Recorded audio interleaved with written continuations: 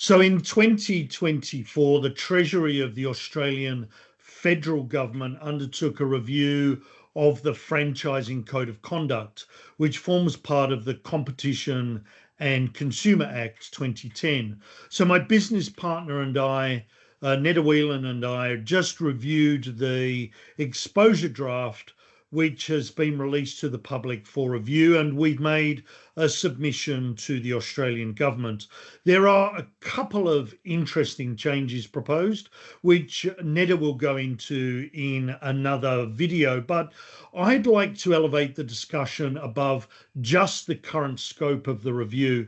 The objective of the review is to continue to address the imbalance of power between franchisors and franchisees, as well as improve the practices and standards of conduct in the industry.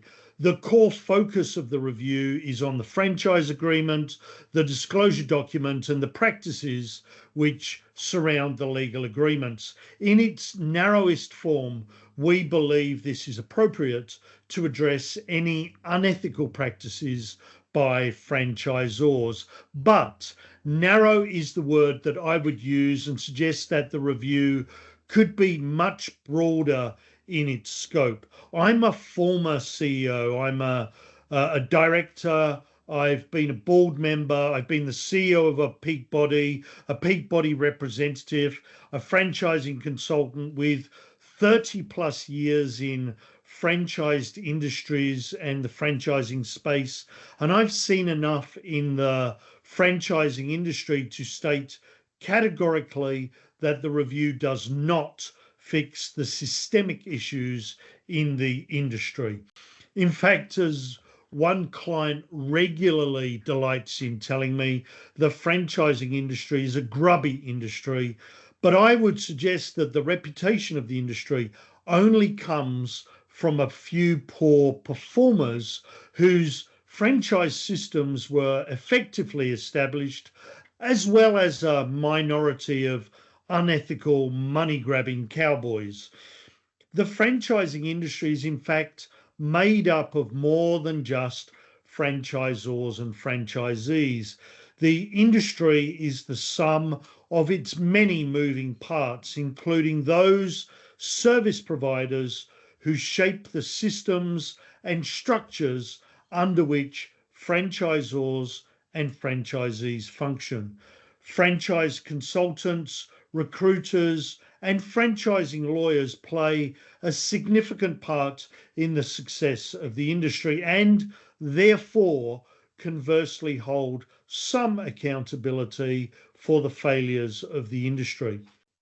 Now, these players, they may tout antiquated client lists, but how many franchise systems have languished at the bottom of the heap because of the shoddy consulting workmanship? Let me give you an example. A fledgling franchisor recently approached us, as many do, after a disastrous franchise development program with another franchising consultant. One look at the financials of this potential client told me that they should not be franchising. Digging more deeply, their structure, strategy, and policies were just fundamentally wrong for the industry. And frankly, any franchisee who was dumb enough to buy into the system would be broke and broken in a matter of months.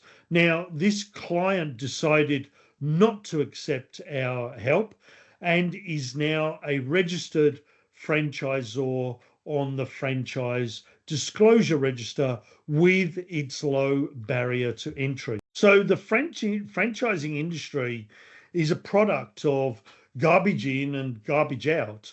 The franchise consultant and its associated legal team for that particular dysfunctional franchisor, newbie franchisor, has fundamentally abdicated any responsibility for duty of care. Similarly, any recruiter who now tries to shoehorn unsuspecting franchisees into that franchise system will be equally guilty of malpractice. A handful of service providers across the three layers of consultants, lawyers, and recruiters continue to perpetuate the inconsistencies and poor behavior and performance in the industry. As a result, the reputation of the industry comes not just from a few unscrupulous operators, but more so naive and poorly established franchise systems. To ameliorate the reputation, we cannot rely on the peak bodies. As I know from experience as a CEO of a peak body, their revenue-based models depend on membership, which may limit their ability to scrutinise members effectively. Nor do I advocate greater levels of heavy regulation. But to start with, I do support greater levels of transparency. There should clearly be an obligation to disclose the viability of the franchise system, not just the solvency of the franchisor, but the profitability of the business model. And where this is a newbie franchisor, the franchise consultant should perform greater levels of due diligence, including viability assessments of the franchise system.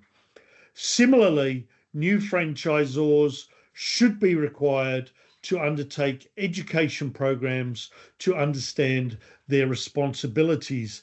A downloaded legal template and a signature do not a franchisor make. A change must therefore come from within. Education and self-regulation. The various components of the industry, including consultants, lawyers, and recruiters, need to hold each other accountable. The long-term success from a franchise system comes from the transparency and the ability to innovate and adapt. And that can only come from transparent collaboration with an invested and motivated franchise network. And often the first source of that motivation is profitability. At Bane Enterprises and Bane Franchising and Commercial Lawyers, we advocate setting up the franchise system right from the start with profitability as the motivator. Talk to us if you're interested in hearing about our submission to government, or if you're interested in the ethical, efficient, effective end-to-end choice in franchising. Thank you.